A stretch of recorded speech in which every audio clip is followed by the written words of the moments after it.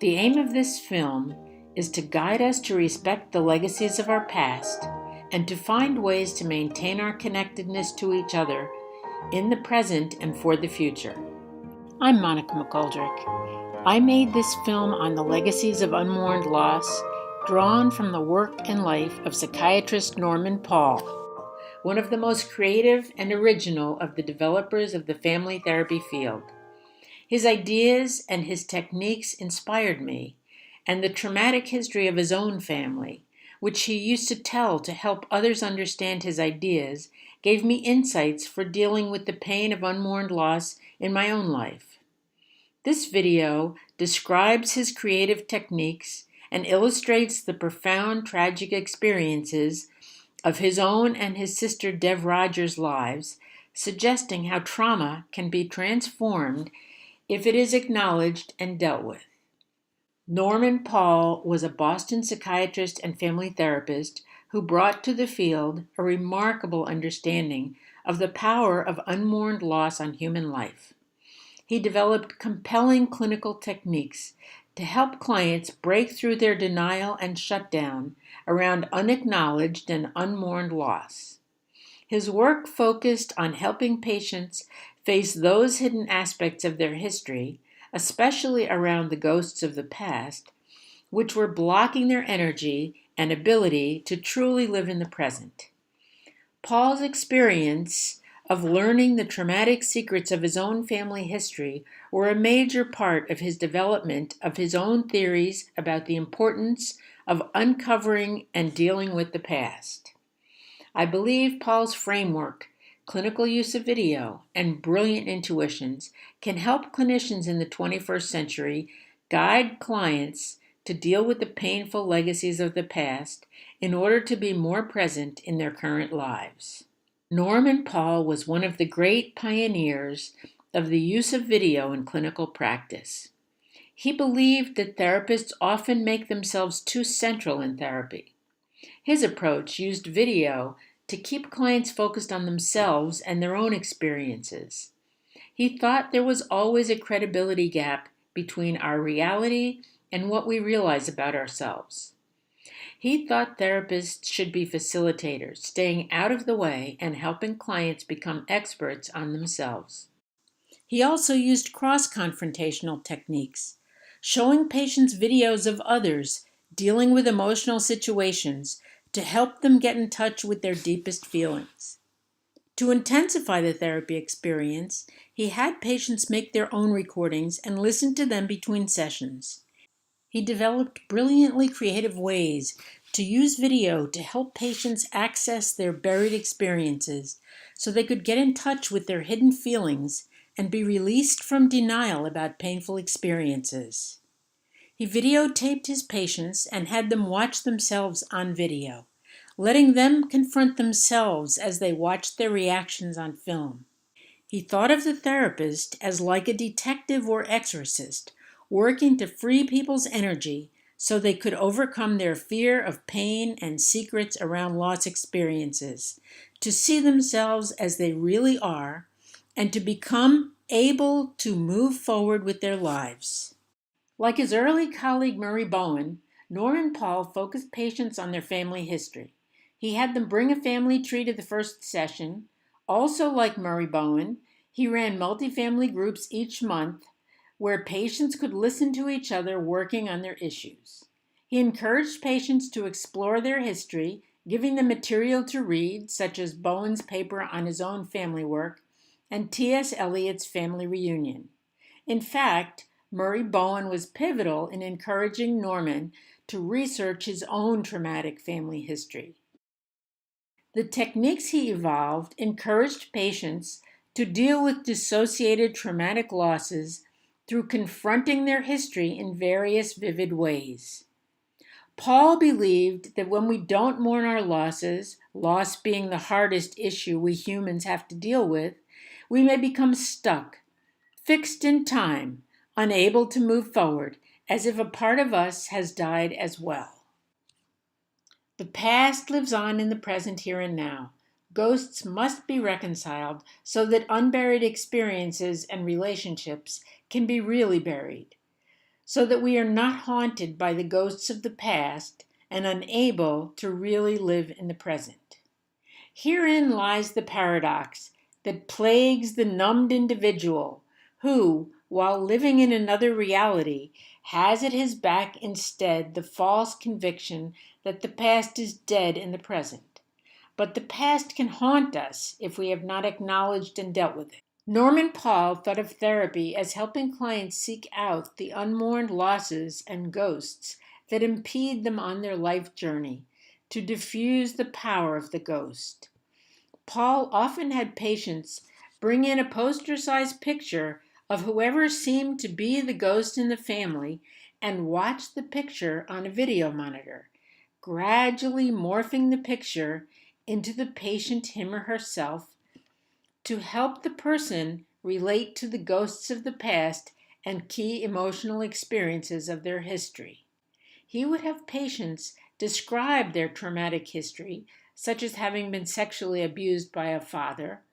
Then he would have the patient invite the parents in to view the video, filming them as they watched first the adult child telling of the abuse, and then watching again to view their own reactions as they heard the history. Such intense reliving of the experience and confrontation with one's own reaction could often free people from their dissociation, shutdown, and denial about intense emotional experiences. Norman Paul had patients write letters to dead parents and visit their graves to read them. He sent a patient to a concentration camp with a recorder to document his reactions to revisiting the place where his parents had suffered and been killed. He had people retrieve records from mental institutions and examine the information they contained. All Norman Paul's techniques were aimed to help patients face the fact of pain in their hidden traumatic losses. The importance of time was at the center of Norman Paul's work. He abhorred the notion that we could ignore time and consider only the present, as so many therapeutic models do. This is a fallacy. Families, like all other systems, are always moving through time. Paul was critical of those who said that systems are circular. That takes time out of the equation. All systems move in a spiral, moving through time. Chronology is essential. There would be no music without time and no relationships. The paradox is that to be healthy, we must live in the present, but to do so, we must develop ways of acknowledging our connections to time, both to the past and to the future. Therapy must always help human beings remain in time, not denying or trying to hold on to the past, nor trying to shut out or over-focus on the future, but rather acknowledging our ever-changing present, taking account of our past experiences and our evolution through time. The real paradox is, as Norman Paul saw it, that each human is discrete, physically separate, and capable of autonomous activity physically, mentally, and socially. But this belies our invisible human connectedness to others, from whom we embody legacies even long after they are gone. We live in the present, but our present is always influenced by our past. And if we have not dealt with our past, we are not really free to live in the present. Norman Paul often used stories of the ghosts in his own family to teach others about the power of ghosts in their families. He had done much research on the hidden history of ghosts in his own family, inspired in part by Murray Bowen's encouragement that he research what he learned in midlife about his own family history. His research and understanding of his own family helped him profoundly to articulate his theory of the value of dealing with unmourned loss. Norman Paul had been named for an older brother of his mother who had drowned at age 19, just as he was beginning a very promising career in Russia as a cantor. The rumor was that the drowning was an anti-Semitic act by other young men in the community. In any case, Norman's mother had long been jealous of this brother, and she felt very guilty after her brother's traumatic death for the jealousy she had had of him. She had lost another older brother as a result of a childhood illness. Norman's father's family had an even more traumatic history, which was closely associated with the timing of Norman Paul's birth. Paul believed, as have many others, that losses around the time of a new child's birth may become particularly associated with that child. Children may easily become the replacement for family members lost, or their lives may become associated in hidden ways with earlier family dramas about which they may have been told nothing at all. This is why exploring the genograms becomes so important in understanding family histories. Norman Paul's father, Samuel Pishker, had migrated from a shtetl in Russia through Bucharest to Antwerp and on to Winnipeg, Canada, soon after bringing over other family members, including his father Yosel, several brothers, several cousins, and his younger sister Ethel. In 1922, as Ethel traveled from Russia to Bucharest and on to Canada, she made a friend, Tanny, whom she would later introduce to her brother and who would in the future become Norman Paul's mother. In 1925, Tanny married Samuel Pishker, and in 1926, in July, Norman was born. But tragedy struck just a few months later. Samuel's sister Ethel had been in love with Reuben Roy Pickman in Russia, but her father opposed the union, wanting her for his own caretaker, perhaps because his own wife had died, sadly trying to abort her 9th child, and Ethel was the only surviving daughter.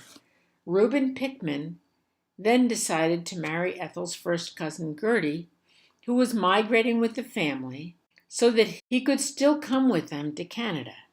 The marriage broke Ethel's heart. In January 1925, Reuben and Gertie had a son, Jack, just the year before Norman was born.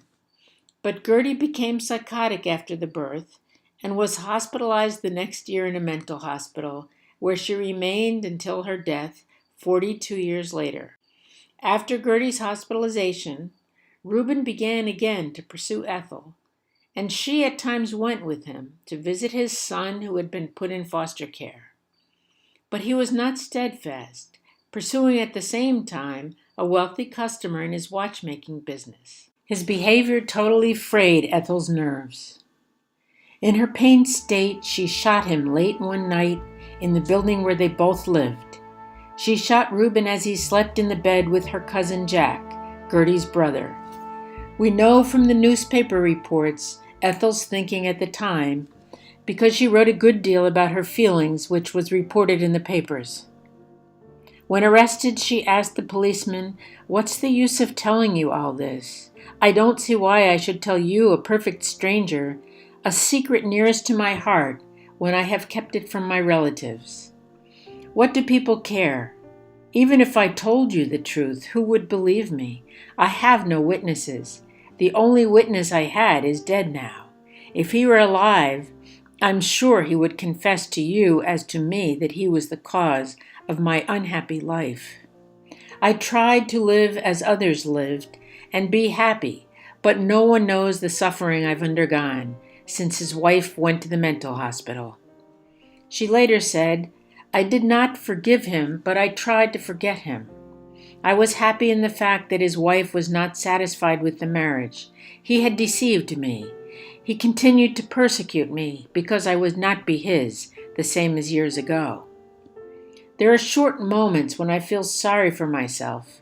I feel as if I've departed from myself, the Ethel that existed before. The present one is no person at all. I still think I could have made a useful person of myself. Don't make yourself believe that people can live their lives as they wish.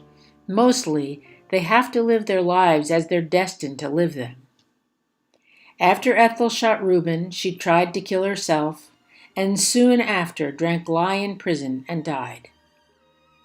Norman's father Samuel must have been broken-hearted, probably blaming himself, since he was the one who had brought so many of the family, including Reuben and Gertie and his sister Ethel, to Canada.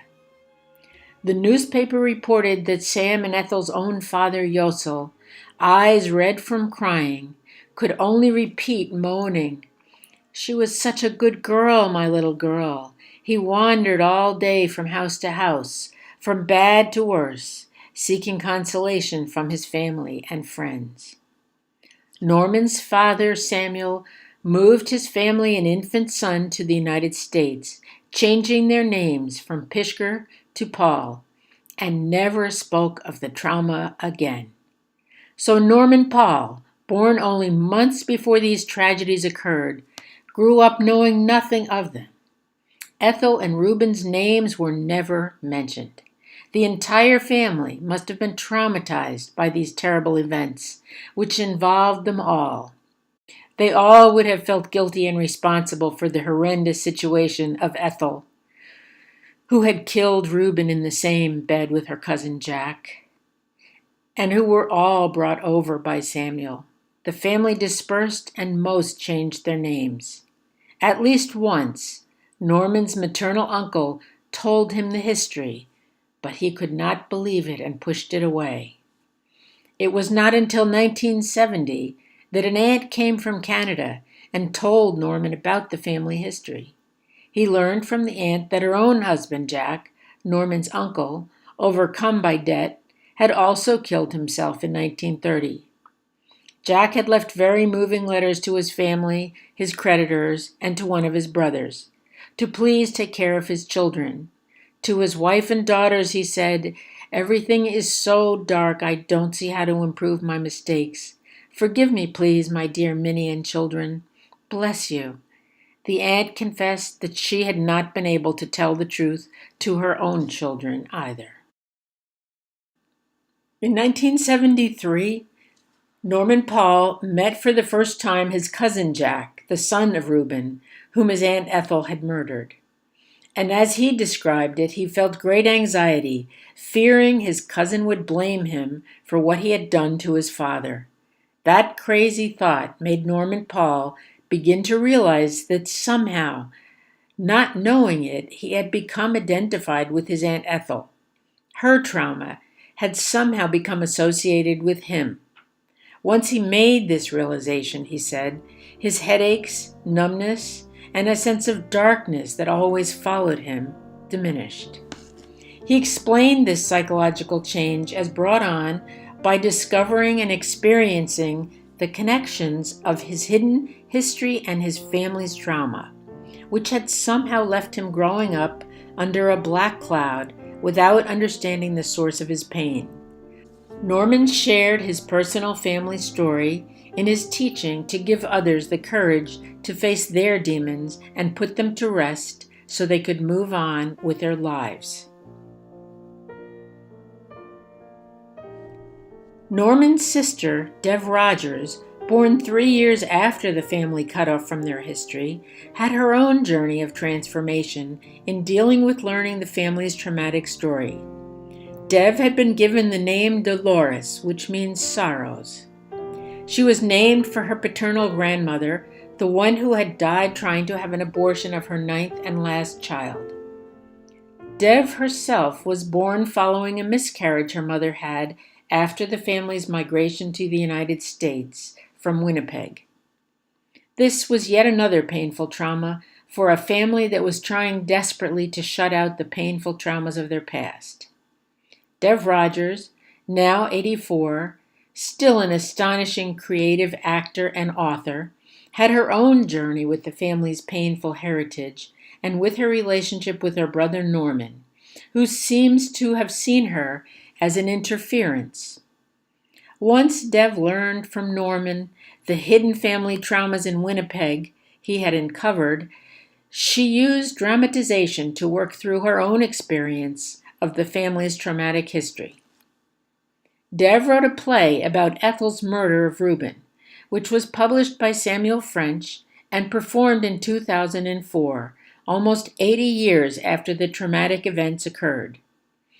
Dev also created a monologue in which her Aunt Ethel tells her story and requests the reader to offer her the possibility of being placed inside the cemetery instead of outside, where suicides were buried. Both Dev's works were transformational of her experience of her aunt's life. She expanded the trauma through her dramatizations and imagination about her aunt's experience. The following video clips are taken from an interview Dev did when her play was performed and recorded in 2004, in which she discusses what creating the drama meant to her. You were talking about a journey you took just with this whole project. Tell us about that. Well, the story came out of my family history, that Ethel had been in love with Reuben and separated, and he picked up with her again, and he dropped her again. And indeed, in reality, in Winnipeg, she shot him and killed him. Mm-hmm. And tried to kill herself and failed, but ended up in jail and found lie and committed suicide. So the story has haunted me and my family for a long time. And entering into the world of being a playwright, I created an episode in a play to capture her experience. The following clips are from an interview I did with Dev Rogers in 2014, discussing some of what her family history has meant to her. She begins by telling about their aunts coming to Boston and telling Norman the family secret after more than 40 years of growing up knowing nothing of their family's past. And the mother came and calls my brother, doesn't say that she's a relative or why, and makes an appointment in Lexington, and then tells him the story about Ethel. Oh my God. So it turned into this big scandal in the newspapers, and so my brother found the newspapers and tried to talk to relatives and people and get stories, and he also found out that Reuben had a baby boy who was being raised by cousins, and it ended up in Long Island somewhere. Now you came with a story that I never heard from him, that he had found Reuben's son and came to tell him that he apologized for the death of his father. So what did it mean to you when you heard the story that he had actually found Jack Pickman, Reuben's son? I was able to become empathetic with him, to have lived such a powerfully negative life about himself, that he would be so driven as to be responsible for what he never did at the age of 10 months. So in a sense, you're telling me that rewrites the painful and negative sense of my history with him and the family. Wow. Because I could understand viscerally, if you're able to grasp what it's like, then you end up empowering yourself. So the story was obviously powerful enough for me, having taken some working on playwriting. Right. But then I told you I wrote a monologue after she was dead, which I performed at one of these places. She made herself her own heroine. That's just an extraordinary transformation of the tragedy that occurred, giving her a chance for more life, that she, because this is also an immigrant story, this is a gender story. Perhaps what I was doing was salvaging her from the horrors of her life by making up this fairy tale that she could be rescued. Indeed. Because you're right. So that's, you're talking about the impact on me of having had an aunt, of course, whom I could never have known. The name was never mentioned until Norman found out about it and then went to Winnipeg.